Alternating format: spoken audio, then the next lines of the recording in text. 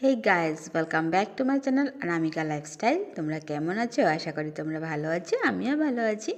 দেখো এখানে বেলুন দিয়ে আমরা কেন রেডি করছি, কে কার বার্থডে, কার কি কি আছে, কিন্তু কিছু নেই। কেউর বার্থডেও নেই আর কেউর ওকেশনও নেই। আজ আসছে সুজার মেয়ে। তো সুজা মানে আমার দেওরের একজন ফ্রেন্ড, অনন্ত ওর দিদি। তো আমরা পাশের ঘরেই, আমার মানে নিজের ননদের মতনই, পুরা মানে মতনই না, নিজের ননদই বলতে হয়। এই দেখো ওর এন্ট্রি হচ্ছে, এই যে ও। আর তোমরা আগের ব্লকে মানে ওকে কোনো সময় দেখো নি আমার ব্লকে। আর ওর বেবি, নতুন বেবি।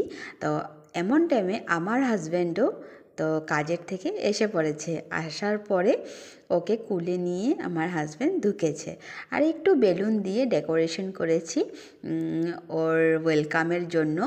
তো যেহেতু আমি মামি হই, তো মামি তো আমি আগেই হয়ে গেছি। আমার আরেকজন ননদের আমার মেয়ে হয়েছিল, তো মামি আমি আগেই হয়ে গেছি। তো আমি এটা সেকেন্ড টাইম মামি। তো এই যে দেখো কিউট সোনাটা, দেখো কান্না করছে। ও ওর পাপাকে খুঁজছে মনে হয়। আর অল্প স্বল্প ডেকোরেশন করেছি বেলুন দিয়ে।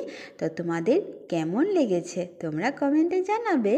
আর হ্যাঁ, ও অনেক কান্না করছে, ও ওদের ঘরের সবাইকে খুঁজছে এখনও।